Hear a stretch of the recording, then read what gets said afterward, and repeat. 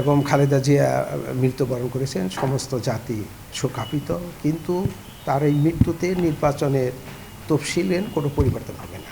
তার একমাত্র কারণ হলো যে রিটার্নিং অফিসার স্ক্রুটনির পর উনি দেখবেন ভ্যালিডলি নমিনেটেড বৈধ প্রার্থীকে তার একটা নাম চূড়ান্ত করবেন, এবং ওই বৈধ প্রার্থী যদি ওনার ক্যান্ডিডেচার বা ওনার প্রার্থীটা যদি উনি প্রত্যাহার না করেন, পরবর্তীকালে যদি কেউ মারা যান কোনো ক্যান্ডিডেট, তাহলে ওই প্রসিডিংটা নির্বাচনটা স্থগিত থাকবে এবং পরবর্তীকালে এটা হবে।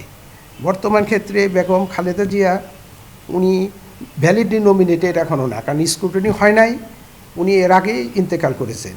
কাজেই ওনার এই মৃত্যুতে নির্বাচনের উপর কোনো প্রভাব ফেলবে না, নির্বাচনের সময়সূচি সঠিক থাকবে এবং সঠিকভাবেই জানবে। দ্বিতীয়ত, আমরা সংবাদ মাধ্যমে যা জেনেছি যে উনি যে সমস্ত কেন্দ্রে নমিনেশন পেপার সাবমিট করেছেন সেখানে বিকল্প ওই দলেরই বিকল্প প্রার্থী দেওয়া হয়েছে।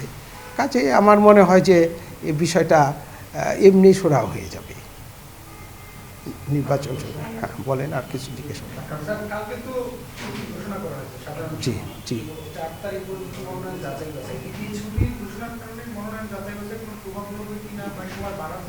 না, কোনো সময় বাড়ার সম্ভাবনা নাই, যেহেতু আমরা একাধিকবার স্ক্রুটিনি হবে।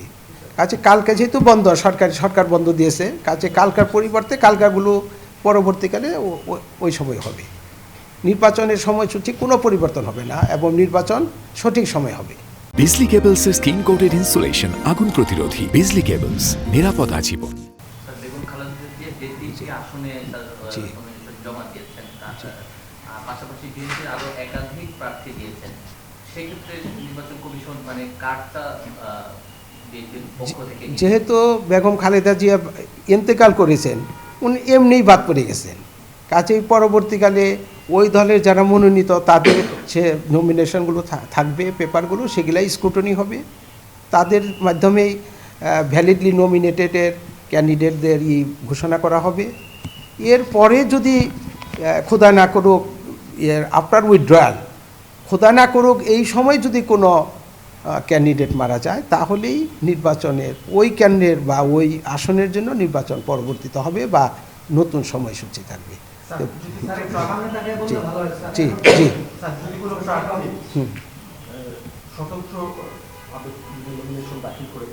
জি সেই স্বতন্ত্র প্রার্থীকে আবার বিএনপির প্রতীকে নির্বাচন করতে পারবে কিনা?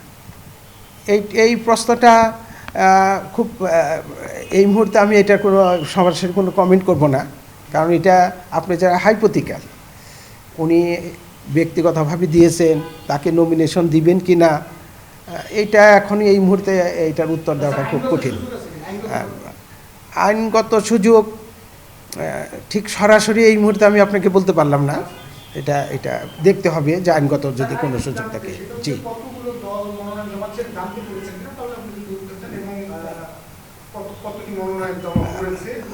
আমি যত দূর জেনেছি, আমি একজাক্ট হয়তো নাম্বারটা বলতে পারবো না, তবে এটা প্রায় 3000-এর কাছাকাছি জমা। না, দলের সংখ্যা না, মানে নমিনেশন পেপার সাবমিট হয়েছে 2700-2800 মতো, আমার এতটুকু আমার জানা আছে, কিন্তু একজাক্ট নাম্বারটা আমার জানা নেই।